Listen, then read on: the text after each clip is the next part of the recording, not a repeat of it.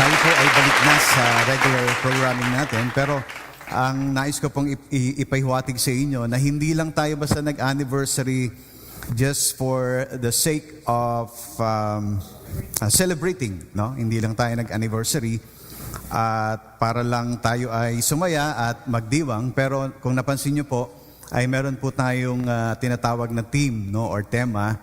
Ang ating tema is growing deeper. So, ang ibig sabihin nito, ang layunin ng simbahan at ng leadership of this church is to bring the church into another level or another deeper level, let's say. So, ibig sabihin, nais ng simbahan ito, ang bawat isa ay lumago, no? Hindi ko alam kung familiar kayo sa term na Sunday Christian, no? Sunday Christian. Ibig sabihin ay tuwing Sunday lang sa Kristiyano, but the principles of the Word of God, the principles of what you have heard in a teaching inside the church, ay hindi naman talaga napapamuhay in our daily walk, with God. Napakasakit na kapag ang ating pagka-Kristiyano, ang pagpupunta natin dito, or you claim that you are born-again Christian, ay walang kapangyarihan sa iyo sapagkat hindi mo naman talaga inaakap ang Kristyanismo or the teachings or the principles of the Bible. Now,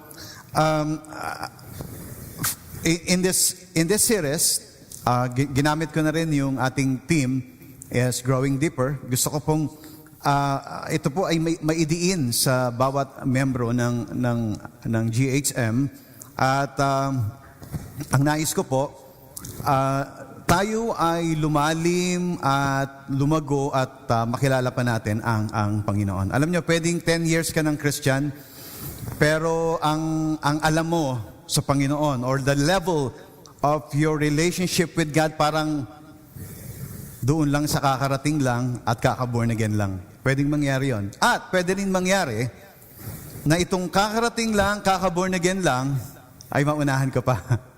Pwedeng mangyari yon. Yun ang parang nakakahiya o nakakatakot na senaryo na yung mga baguhan ay nauna pang lumalim sa iyo dahil sa ikaw ay walang pagmamahal sa mga bagay na tungkol sa Kristyanismo. Meron po akong ipapakita sa inyo dito na isang litrato. Ito po ay isang puno. Ito po ay, tingnan nga natin, Sister Nancy ba nandyan? Yung olive tree. Wala niyan dito, di ba? Wala. Sana. Hindi. Sigurado ka lang, baka sa likod bahay nyo meron eh. This is an olive tree. Olive tree. Pag titignan mo itong olive tree, ay, according to Joseph Prince, yung kanyang root ay sobrang lalim, no? Bukod sa malalim daw siya, ay pagdating doon sa ilalim, kunyari may nakatanim din doon na olive tree, nakakalat siya. Mapapansin mo daw doon sa ilalim niyan ay, imagine niyo nasa ilalim ng lupa yung mga roots, ay magkakakapit kamay sila, magkakakapit roots. Na-imagine nyo, bukod sa malalim, yung kanilang mga stem and roots ay magkakakapit. It's a nice picture of a strong church. No? It's a nice picture of a strong church, malalim na at magkakaisa at magkakahawak. No? Ganun yung picture niya. Now, kung ikaw po ay nakapunta sa Israel, na ako ay hindi pa nakapunta, ay makikita ninyo, sobrang dami nito. Sobrang dami nitong puno na ito na olive tree. Diyan po galing yung olive oil and yung olives na kinakain natin sa tree na yan. And there are many verses, napakaraming verses po sa Biblia na ang isang Kristiyano or isang mananampalataya sa Diyos ay hinahalin tulad sa isang olive tree, no? Sa isang olive tree. Because Christians should be like an olive tree flourishing in the midst of adversities, or when you say adversities, yung in the midst of hardship, no, or suffering, no, ibig sabihin, kahit na ito ay wala sa lugar na matubig, ay kaya niyang payabungin ang kanyang sarili, because this tree, itong puno na ito, will go deeper and deeper and deeper and deeper hanggang matap niya yung source ng water. Hanggang matap niya yung source ng water. What a picture of a Christian who is thirsty for God. He will seek and seek till he is satisfied in the presence of God. Alam ko sa maraming tao, sa maraming Kristiyano, I'm not referring only in this church, but as a church as a whole, no, as a body of Christ all over the world. Alam ko, ang pagpunta pag Sunday is a struggle. Hindi mo ito part of your life. It's a part of your time with God. Tatandaan ninyo, the manifestations of the blessing or the manifestations of the Word or the promises of God is parallel in how you value the Word of God. Katapat yan lagi in how you value. Kung wala sa'yo, wala lang sa'yo, maybe you can experience some of it, pero parang 30% and some 60%, pero hindi ka umaabot ng 100%. So when everything else, I got this in a parang blog about olive tree.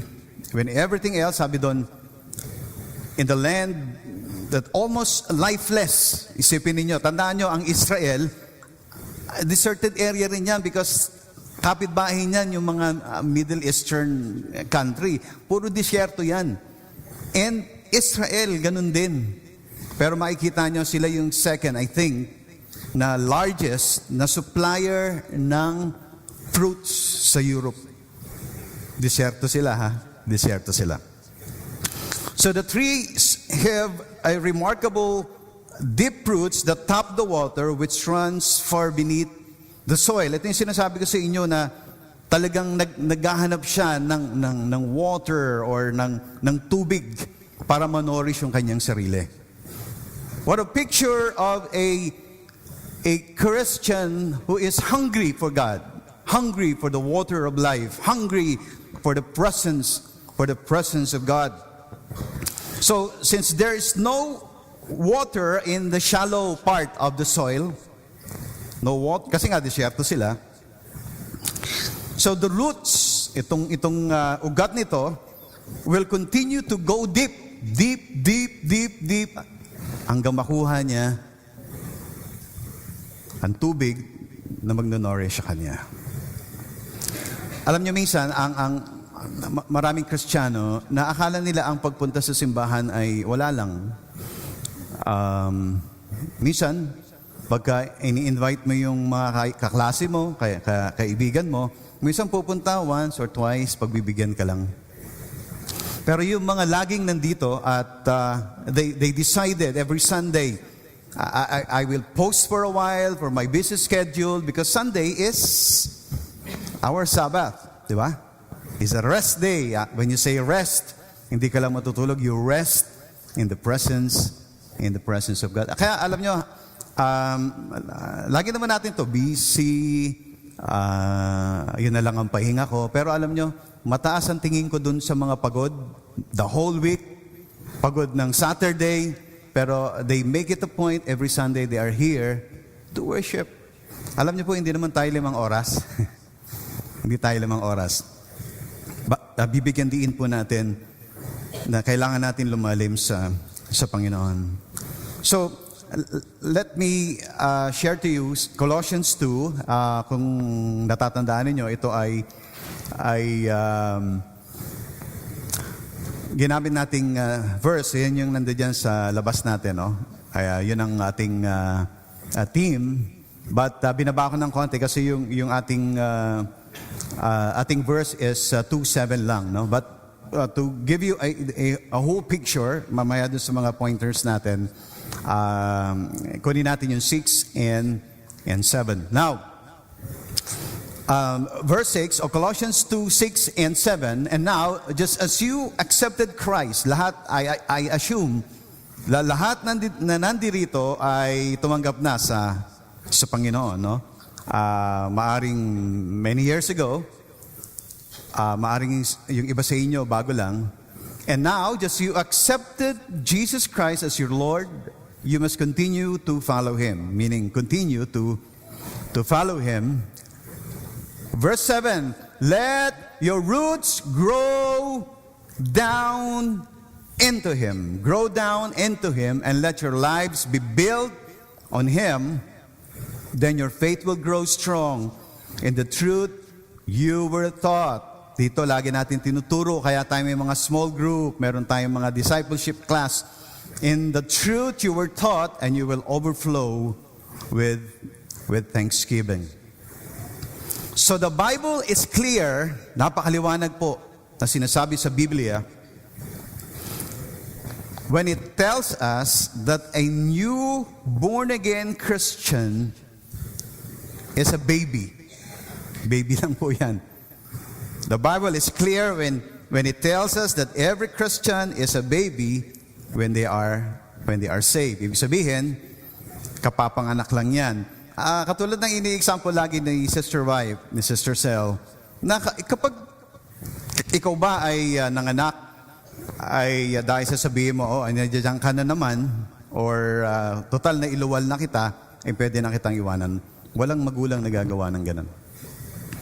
Ganun din dapat sa ating buhay spiritual. And according to John 3:3, this is actually, if you read the John 3, it's about born again, or half of it is about being born again. But in John 3:3, dito sinasabi na meron talagang kailangan mabuhay ka muli. Ibig sabihin, because you were dead in sin. So this is the term ng lahat ng tumanggap kay Kristo ay nagkaroon ng buhay na walang hanggan. Ibig sabihin, you must be born again. Ibig sabihin, meron ka panganakan. Kung ikaw ay bagong panganak sa Espiritu, or you have just accepted Jesus Christ as your Lord and personal Savior, you are a baby Christian. Yan, you are a baby Christian.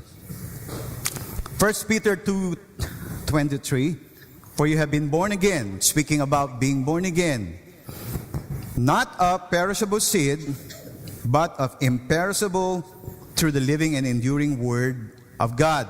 What I'm trying to say, ito lang ang ibig kong sabihin. If there's a baby in the house, somebody has to grow.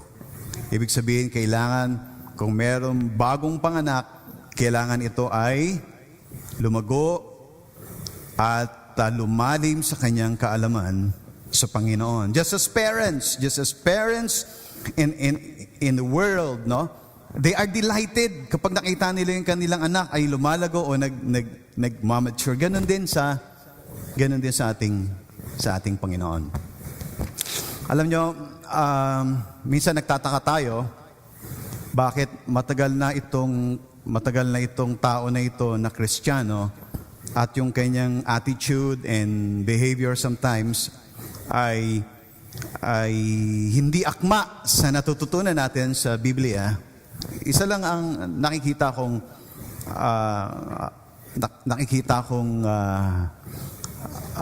sagot doon sa bagay na yon.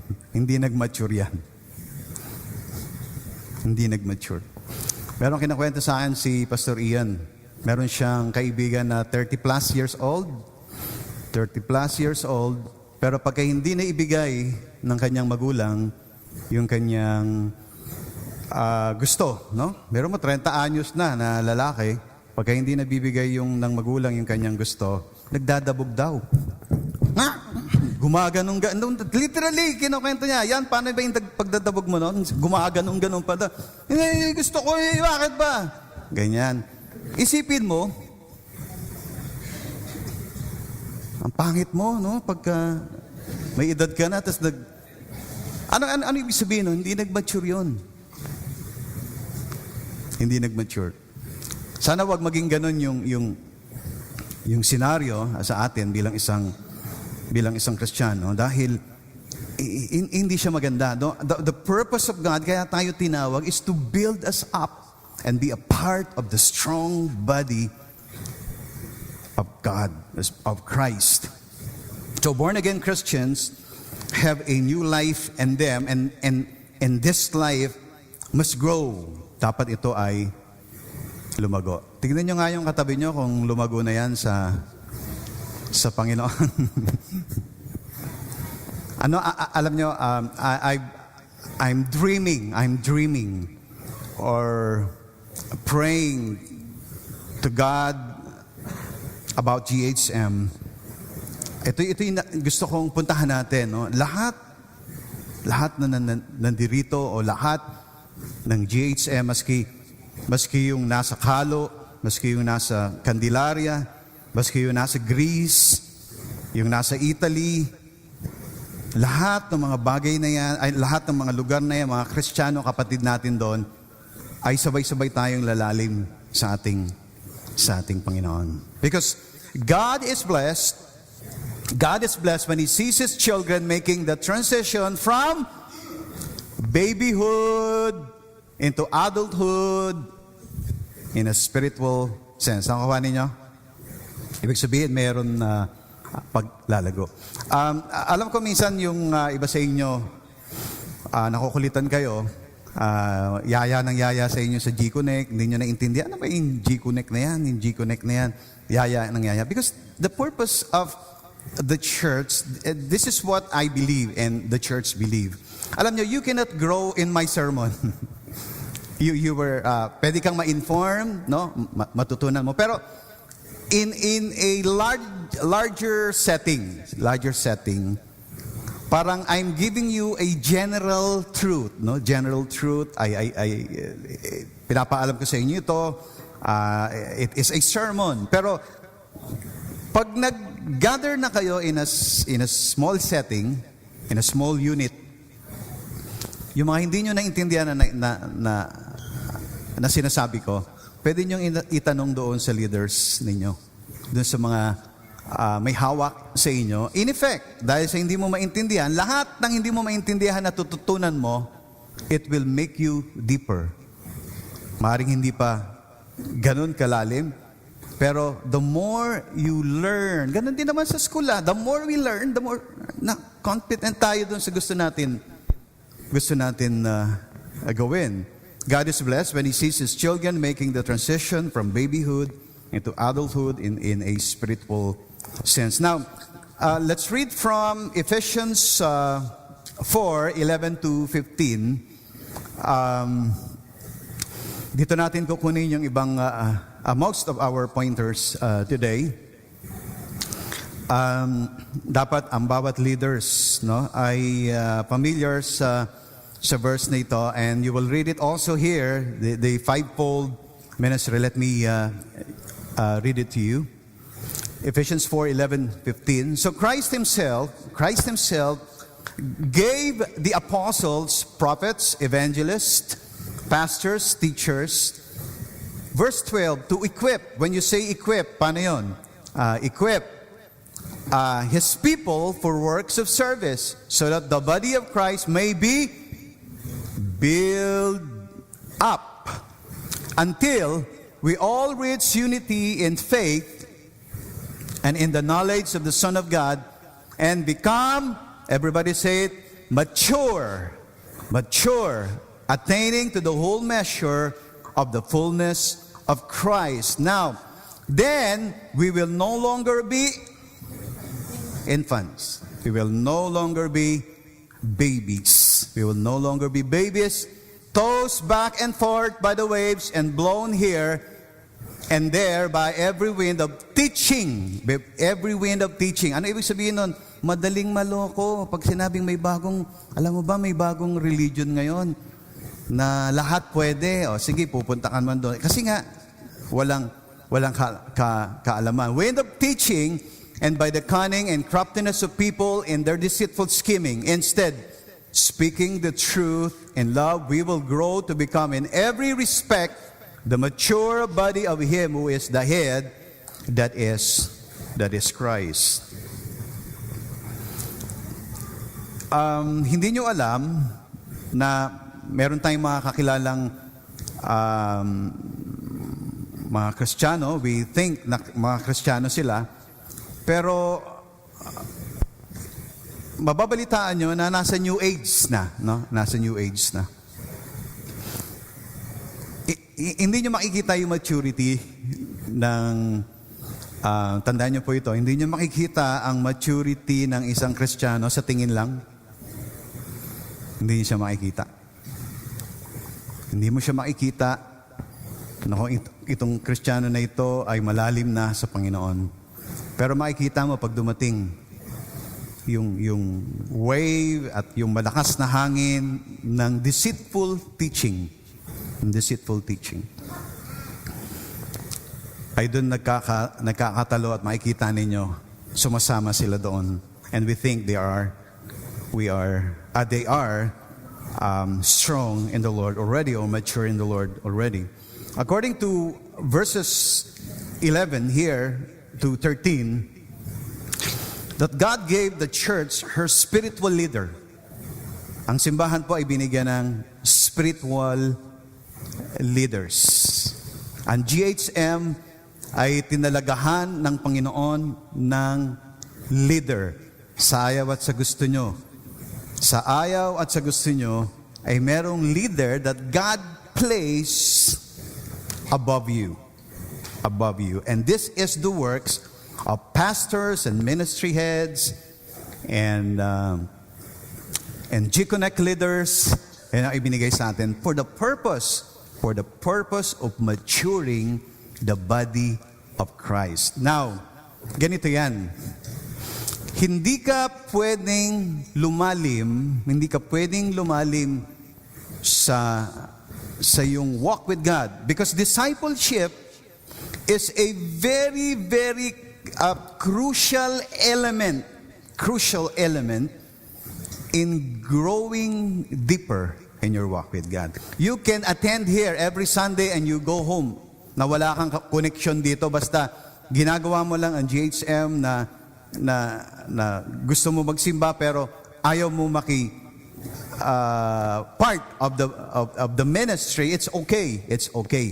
But I tell you, kung meron mga tao na gustong lumago sa Panginoon at they will submit themselves to the leader of this church, I tell you, lalalim ka. Lalalim ka sa iyong kaalaman. Minsan, pagka nagbi-meeting kami about discipleship or G-Connect, o kamusta na yung yung dati mong inaano, pastor, tinataguan ako tinatakbuhan ako, pastor Okay, ganito lang yan, parang sales lang yan, parang sales. Kung ayaw niya, wag mo, maghanap ka ng ibang benta. Maghanap ka ng ibang tao na yayakapin ang gusto mong mangyari sa kanya na lumago siya sa Panginoon. Hindi ka lalago, maski mag-victory ka, mag-CCF ka, kung you are just part of the big congregation, pastor, ako na lang bahala sa aking growth. Magpipray ako, magbabasa ako ng Bible, gagawin ko lahat, maikinig ako ng mga sermons. Hindi niya gagawin yan kasi wala naman nag-check sa kanya. Tandaan ninyo, hindi niya gagawin yan. Mamaya madadaanan natin our first pointer here. Kasi dito sa ating binasa, this passage is point three areas where growing believers is found to be steadfast and stable. No? Dito sa Ephesians 4:11 to 13 or 11 to 14, we can see it there. The three areas where the growing believer is found to be steadfast or stable, stable in their belief. Number one, if you're taking notes, tatlo lang po ito. This is only an introduction to our series on growing deeper. They are steadfast in their doctrine. Steadfast in their doctrine. I use the word doctrine, pero ang ibig sabihin lang nito is truth or the teachings of the apostles or the creed creed or the teachings of Christ. Ibig sabihin, they are steadfast. No? You cannot, when you say steadfast, fixed in direction, or steadily directed, or firm in purpose. Sa kanya, sinabi niya sa kanyang sarili, sa akin, solved na ako. Wala nang ibang tagapagligtas. Wala nang ibang tagapagligtas na sasabihin mo sa akin na, uy, alam mo, sabi dun sa religion na yon, hindi naman pala si Jesus ang tagapagligtas eh. Yan. Sa akin, fix na yon. Fix na yon. Alam mo, si Hari Krishna pala talaga ang tagapagligtas. When you share that to me, my mind is fixed to my doctrine that based on what Jesus said, I am the way, the truth, and the life. No one comes to the Father except through me. That is my doctrine. And you cannot sway. You cannot sway because I'm fixed. I'm steadfast in my doctrine. Alam niyo kung bakit ko binibigyan ng diin ito? Even, kasi katatapos lang po namin ng 1 John, no? Yung the letter of St. John, katatapos lang namin. Doon po sa kung naka-attend kayo nung pag-aaral namin na yon, ay meron pong pumapasok na false teaching doon sa church, no? Parang tayo, may umupo dyan, may nagbulong. Alam mo ba, si Kristo hindi naman niya namatay talaga sa krus. Parang kumalat na yon, no? Naging So, para ito ay gapi or ito ay ma-arrest ni John, sumulat siya ng letter addressing this issue inside the church. Isa sa issue doon na si Kristo Espiritu lang. Hindi talagang nagkatawan tao. Isa sa issue nila doon. Pinapakalat doon na si Kristo, isang apparition lang yan. Apparition. Ngayon, sa mga Hudyo, magkakaroon ng problema. Kaso yung iba naniwala. Parang naisip nila, teka, kung si Kristo ay Espiritu lang, di walang dugo yan. Di walang dumanak na dugo. Sa kanila, they believe, without the shedding of the blood, there is no forgiveness of sin. Nagkaroon na ng confusion sa loob ng simbahan. Save pa ba tayo? Kasi si Kristo, Espiritu lang daw. Kumalat at na-confuse yung mga tao. And the teacher and St. John addressed this issue inside the church. Bluntly, talagang kinonfront niya yung mga turo. So, kapag ikaw ay tinatawag na parang hindi ka malalim sa iyong buhay or sa iyong doktrina, sa iyong paniniwala sa Biblia, it's easy for you to be swayed. It's easy. Malapitan ka lang, alam mo ba, na meron ng bagong reliyon ngayon na hindi si Kristo naman pala ang tagapagligtas? Sasama ka dyan. Steadfast. They are not constantly being taken in by the false teachings in the world around them.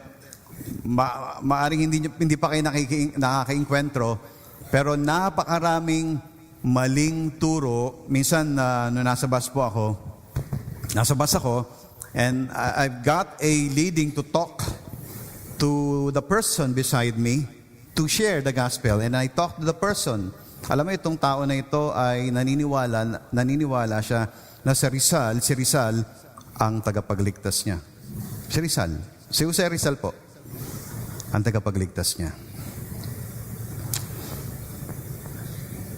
If you are a believer in Christ or of Christ, all of your beliefs must be in line in the teachings of Christ.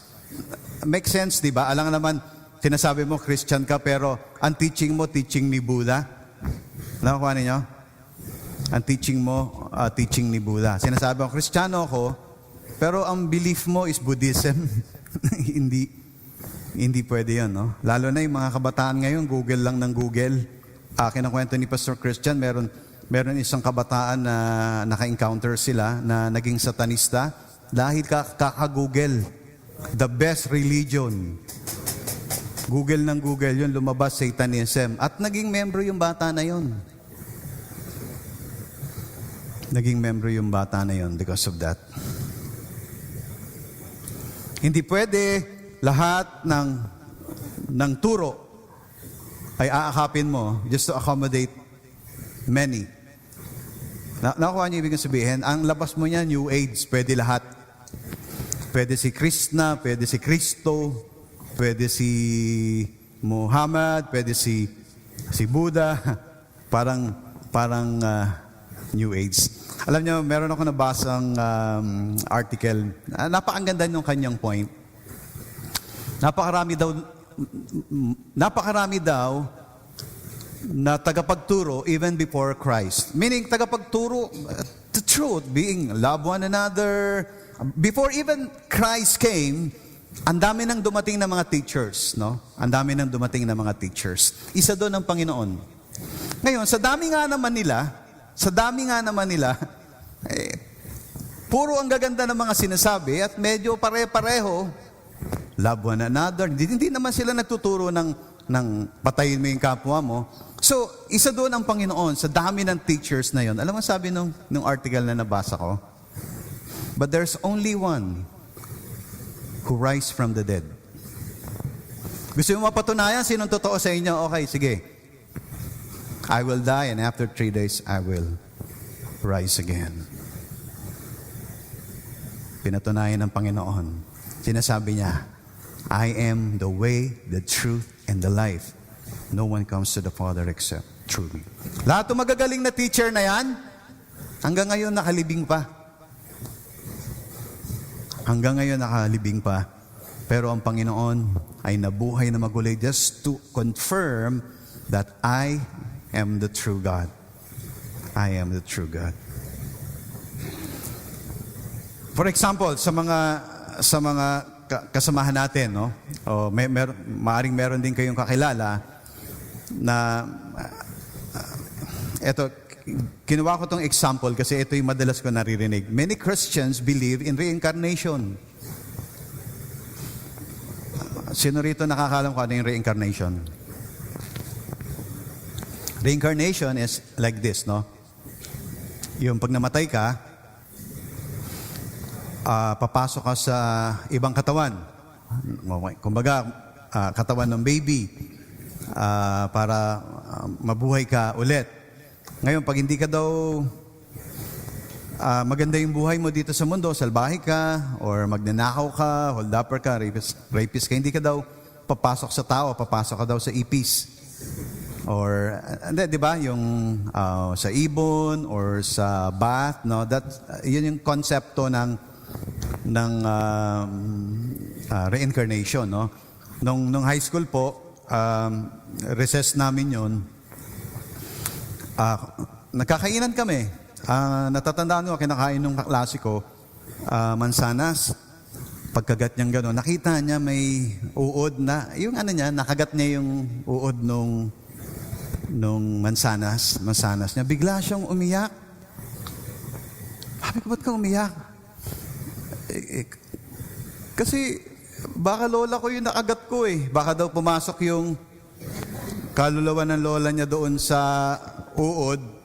Yun yung belief nila na yung mga hayop na yan, kunyari ipis, hindi nila, baka uncle niya yun. Hindi ganun talaga yung ayaw nilang tapakan. Kasi kaya kita nyo sa India hindi dapat wala naman daw famine doon eh. Kaso dahil hindi nila kinakain yung mga baka, yung mga cow, hindi nila kinakain. Kasi nga, naniniwala sila baka may mga spirito daw pag pinatay nila. Parang sagrado sa kanila. Pero in fact, ang daming steak sa kanila. Nakakalat lang sa kalsada. Pero hindi nila yon kinakain because of their belief. Kaya dapat itatama natin yung ating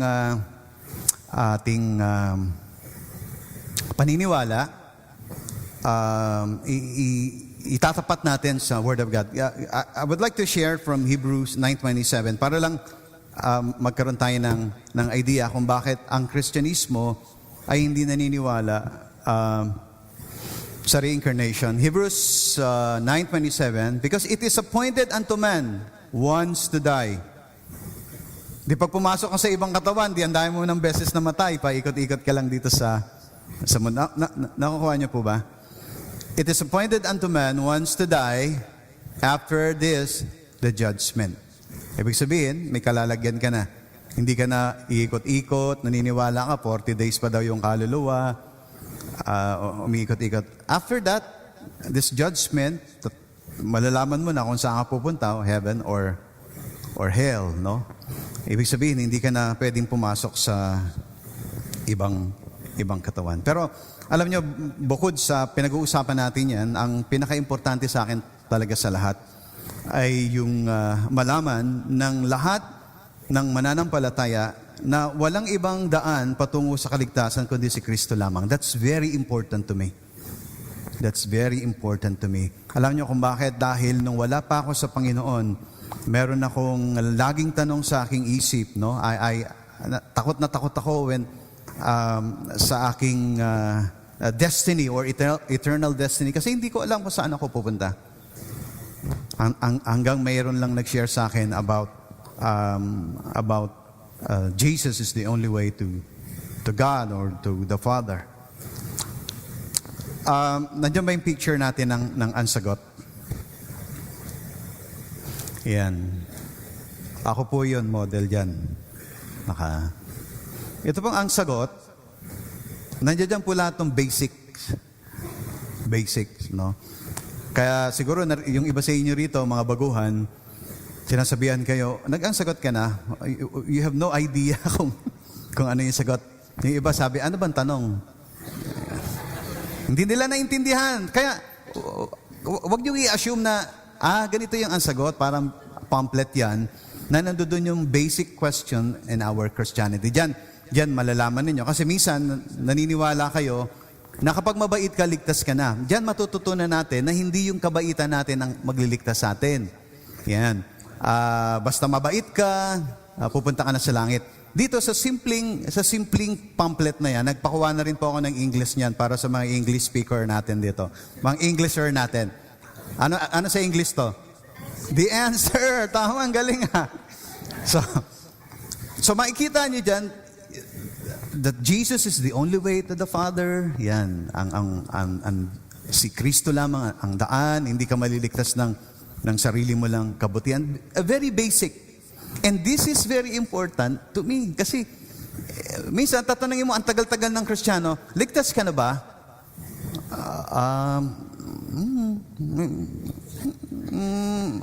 Hindi alam kung ligtas na siya. Dito, malalaman mo ng lahat ng tumanggap kay Kristo ay ligtas na. No one can snatch you away from in the hands of my Father. Kaya, sobrang importante ito. Kaya, gusto kong gawin sanang class to, pero mas magandang class type yung pagtuturo ng ansagot. Pero, mas maganda kasi isang one-on-one, no? Kaya, kung yung mga hindi pa nakakapag-ang sagot dito, just go to Pastor Christian or Sister Che para ma-sked namin kayo. No? Tatandaan nyo, this is very basic. Itong ating first step into our discipleship, yung ating ang sagot. And then, coming, yung ating yung English niyan. At pwede nyo rin gawin ito sa office, doon sa mga sa mga offices, yung mga katulad ni Sister Cel, marami siyang naaang sagot or nadi-disciple because of this. Kasi sobrang basic niya. Hindi ka matatakot na baka matanong ka kasi nandoon na lahat ng sagot. Nandoon na lahat ng sagot. So I encourage you, ministry heads, yung mga G-Connect leaders, yung mga bagong dumarating sa loob ng grupo ninyo, ay iaang sagot natin. Ang goal ko is lahat tayo dito ay dumaan sa ang sagot because this is very basic in our discipleship. So the maturing believer is one who knows what they believe and why they believe. Ulitin ko. The maturing believer is one who knows what they believe and why they believe. 2 Timothy 2:15, do your best to present yourself to God as one approved worker who does not need to be ashamed and who correctly handles the word of truth. You know the basic foundation of your faith. 2 Timothy 3:16. All Scripture, lahat po ng pinag-aaralan dyan ay hango sa salita ng ating Panginoon. All Scripture is God-breathed and it is useful for teaching, rebuking, correcting, and training in righteousness. I remember when I was a young Christian, may nagme-mentor sa akin and I was in a not good relationship before, and my mentor opened his Bible or her Bible to me and read every word that confronted the issue in my life, because nakalagay dito, this word of God is useful for teaching. Useful for teaching, ibig sabihin, pwedeng ipangturo at para matutunan ng bata or batang Kristiyano. Good for rebuking and correcting. Alam mo, habang binabasa niya yon, para ako nauupos na kandila, and I realized that I was wrong because someone cared for me to read the word, to correct. Use the word of God to correct, rebuke. Ganun po ka tindi ang salita ng ating Panginoon. And because of that, you will grow deeper in your walk with God. Now, number 2 in our point.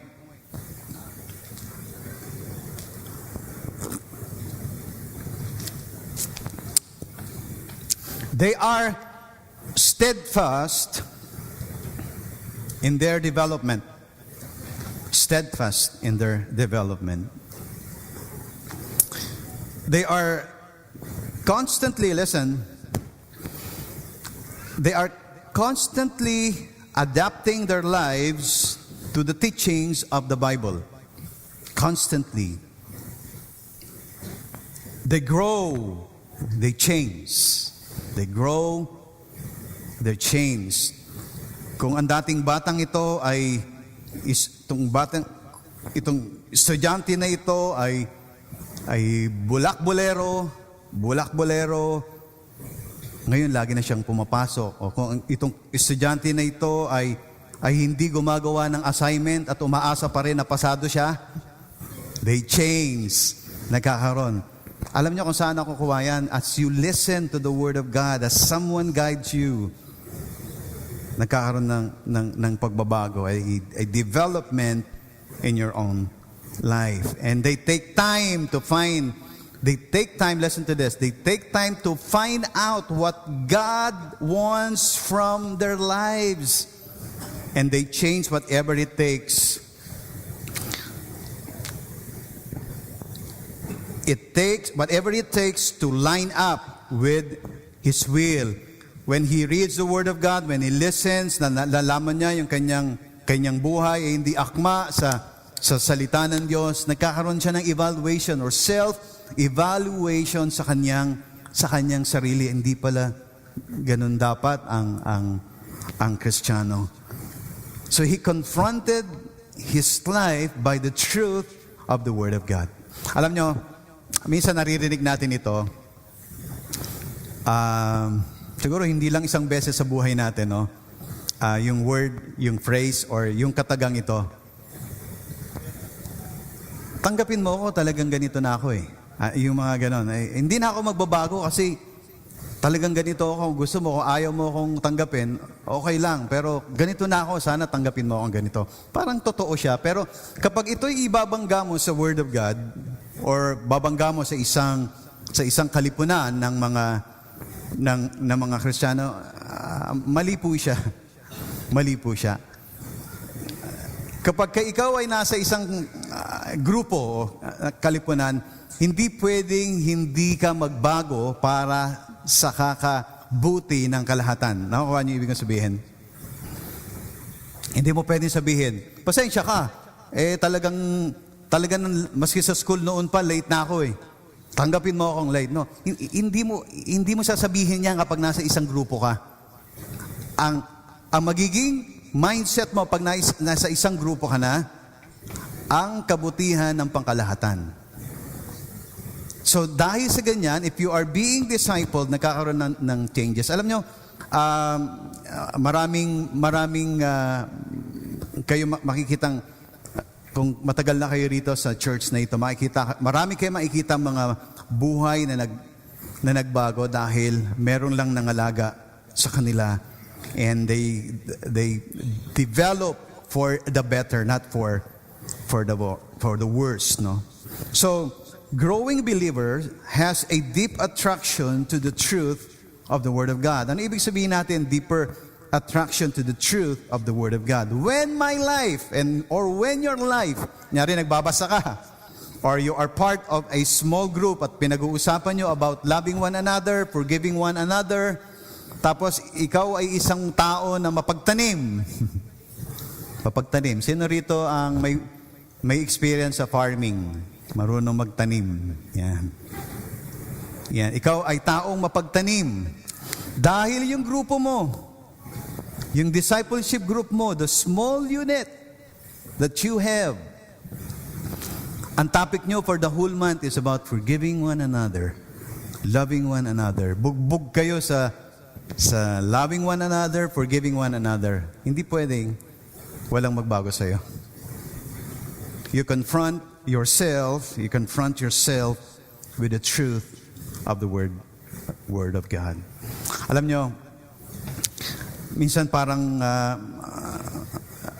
napapakinggan lang natin ito at lalabas ito sa kabilang tenga natin. Pero if you just submit yourself to the leadership of this church, I'm telling you, you will see changes in your life. Magkakaroon ng pagbabago sa inyong buhay. Change is coming.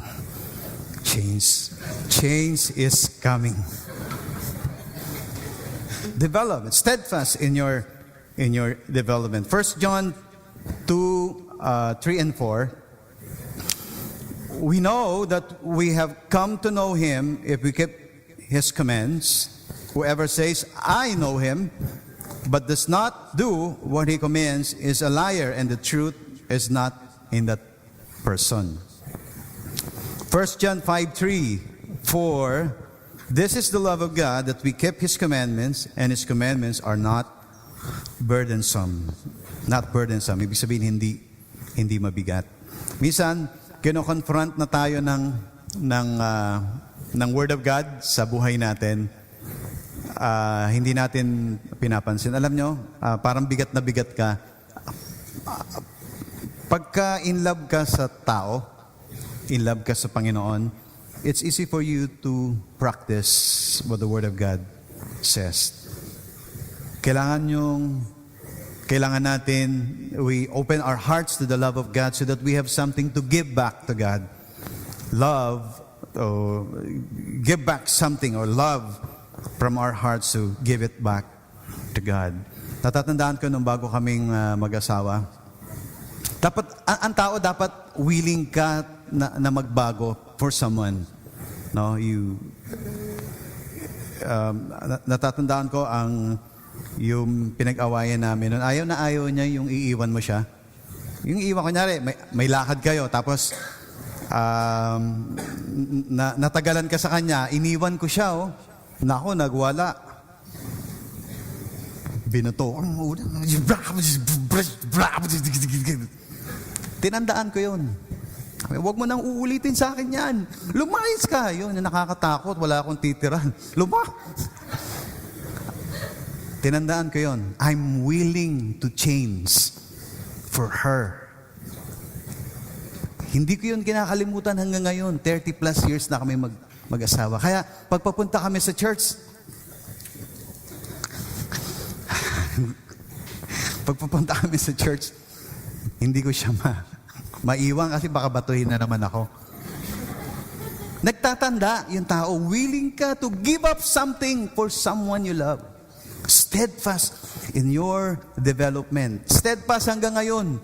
Ilang taon na hindi ko siya iniiwan. Unless he said, sinasabi niya sa akin, unless he said, sige, mauna ka na kasi baka kailangan ka ng maaga sa church. Pero kung nakikita ko, alam niyo yung orasan namin, in advance ko siya ng 1 oras.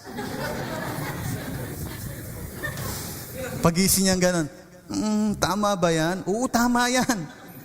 Parang hindi. Saan yung phone ko? Nabibisto lang nga ako. Nabibisto ako. Willing to change for someone. Willing to change for someone. So, kaya lang naman mabigat minsan sa atin yung pagsisimba, pagbabasa ng Biblia. Baka kailangan mong ma-inlove sa Panginoon. Ulitin ko Baka mabigat sa iyo yung pagsisimba, yung pagbabasa ng Biblia, pananalangin, baka hindi ka in love sa Panginoon. Kasi lahat ng in love, sobrang gaang yan. Lahat ng paggawa niya, pabilihin mo yan, boyfriend mo, girlfriend mo, pabilihin mo yan ng sa malayong kanto, maski umuulan, gagawin niya yan para sa iyo. Hindi mabigat. Kaya sinasabi ni John dito, and these commands are not burdensome because you are in love. Kaya it's a matter of heart, no? Minsan yung may mga kapatid tayo pagpunta sa church, parang hinihila yung isang paa para makapunta lang sa church. Subukan mong ma-in love sa Panginoon yan. Alauna pa lang, gising na yan. Para magsimba. Ganun lang, it's a matter of the heart. Maski, pokpokin mo yan mga tao na yan, na you go to church, you read the word, you pray to God. Hindi niya gagawin yan. Pwede niyang gawin yan, pero mabigat sa kanya. Lalo na may report pa. Kami noon, may kalendaryo pa kami sinasubmit nung nasa Enli kami. 1 chapter a day. 1 chapter a day. And then, this goes to our third point, they are steadfast in their devotion. Yan, pag-uusapan natin ito. Sino rito yung alam yung word na devotion? Meaning in a church setting. Hindi yung devotedly, hopelessly devoted to you. Hindi yun, no? Devotion in the context of church, no? So they are steadfast in their devotion. If you look the synonyms of devotion, makikita niyo dyan, devoutness, dedication, and commitment, no? Yan lang yung makikita niyo dyan. But, ang gusto kong isabihin sa inyo, this phrase, no? Devotion is a phrase used to denote the discipline, the discipline of Bible reading and prayer which Christians start or end their day.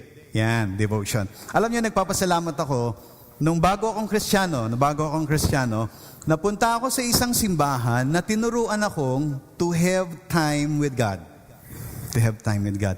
Ngayon, I don't know kung yung mga bagong Kristiyano ngayon ay alam yung term na devotion. Alam yung term. Ano bang term ng mga millennials dyan sa simbahan? But devotion is having time with God. Having time with God. Nagpapasalamat ako na ituro ito. Alam nyo, yung mga tumanda ng Kristiyano, tsaka matuturuan ng devotion, naku, napakahirap niyan. Struggle. Pero yung mga bagong pasok, kaya sinasabi ko kay Pastor Christian sa Gen X, pagpasok pa lang ng mga batang ito, wala naman silang idea Wala silang comparison, no? Wala silang comparison. Ituro na kagad sa kanila. Do you have time with God? No? You must have time with God. You read the Bible, you pray, you worship, no? You worship God. Dapat maging habits, kaya dapat nasa habits ka yan, no?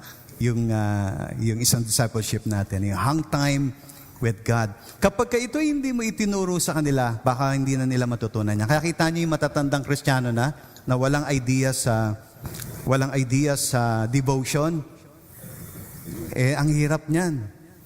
Ang hirap niyan. Ganito lang yan. Kung meron kang time mag-FB, meron ka rin time mag-pray at magbasa ng Biblia. Ganun lang yan. Kung ikaw ay merong time mag-FB or mag-internet, meron ka rin time to read. And alam niyo, napakasarap naman eh. Napakasarap. Alam niyo, nung na-born again po kasi ako sa school. No? My classmate shared the gospel to me. Alam mo, since I accepted the Lord Jesus Christ, since that time, no, ang napansin kong gustong-gusto ko na umuwi. After ng school, iniisip ko na yung kwarto. Because when I entered that room, malaki yung bintana namin doon sa lumang bahay namin. Malaki yung bintana namin. Ibubukas ko lang yun, then tanaw na tanaw ko yung langit. I just look up to heaven and talk to my Father. Read, then pray, look up, and just worship. Minsan natatakot kasi yung mga tao, anong babasahin ko, anong ipagpipray ko. Minsan you just be there in the presence of God and just thank the Lord and give Him praise and thank Him for His goodness. Minsan wala ka naman agenda, gusto mo lang nandoon lang sa presensya ng Panginoon. It's a very nice experience with God.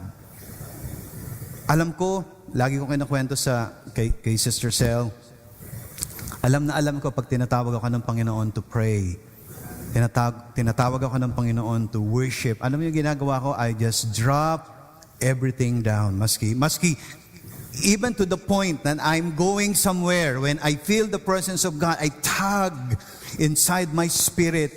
U-turn ko yung aking sasakyan at uuwi ako. And then I will just close the door of the room and I just worship because it is precious to me. It is precious to me. Kaya kung ikaw ay nasa ministry and you don't have, or you're a ministry head, you are a G-Connect leader, and you don't have devotion with God or time for God, naaawa ako dun sa mga nasasakupan mo. Naaawa talaga ako. Paano ka makakapagpasuso nang hindi ka kumain? Nakukuha ninyo? Madali naman, madaling mag-ansagot dahil yung mga notes naman natin, kinukuha lang natin eh. Madali naman yan eh. Pero pag wala kang time with God, soak in the presence of God, tapos bigla kang pupunta sa G-Connect mo, nako, nagpapasuso ka ng hindi masustansya. Buti kung may mapasuso ka. Nakukuha niyo yung idea? Lagi kong tinatandaan, yung sinabi ni Pastor Giselle, na there are two things that pastor needs to remember. Is this. Number one, always sit at the feet of Jesus. Sit, learn, listen to God, eat in the presence of God, the spiritual food. Because when you hear something or revelation, you're like eating. Then, number two responsibility of a pastor is to feed the lamb, to feed your congregation. Kaya lagi kong sinasabi ito, sinishare ko dun sa PLT, na if I will go somewhere, kunyari sa isang anniversary, sa isang pagtitipon ng mga pastor at mga ng isang congregation na invited ka, but you're not the speaker, you're one of the honored guests lang, pero merong ibang speaker. Alam niyo yung ginagawa ko? Weird. This is weird. Naghahanda ako. A sermon. Lagi kong iniisip. Baka biglang hindi pwede yung and then someone asked you, because I've experienced it in the past. You're always ready. You're always ready to share the Word of God. Alam nyo, when you are in the presence of God, it's easy for you to get a revelation and you have something to share to the people that God entrusted to you. Now, in the book of Mentoring Paradigms, ito po yung pinag-aaralan natin ngayon. In the book of Mentoring Paradigms, author Raymond Chand mentioned devotion as one of the three arenas of mentor's life or mentoree's life. And this arena is often unnoticed because this is private and this is, sabi niya, often hidden from public scrutiny. Kung titingnan ko ngayon, ay hindi ko alam kung sino yung nagdi-devotion sa inyo or you have time with God. Hindi ko alam yan. Kasi nga, hindi yan nakikita eh. Ito yung sinasabi niyang foundation. Foundation yan. When you go to God in His presence, when you have devotion, you read, you learn from the Bible in the time of your devotion. Alam nyo, hindi nyo alam, lumalalim kayo. No? Lumalalim kayo. Ito rin yung reason kaya maraming mga Kristiyanong tumbalelong. Alam niyo yung tumbalelong? Sino yung tumba ng tumba, laging may pag hinampas ng problema, wala na. Alam niyo kung anong ugat nito? Wala siyang ugat. O ibig sabihin, wala siyang devotion with God. Hindi siya lumalalim sa ating Panginoon. Kailan na-i-expose ang foundation? Kailan na-i-expose ang foundation ng isang building or isang ng isang gusali? Kapag dumating yung earthquake, hurricane, bagyo, doon lang na-i-expose yan. Pero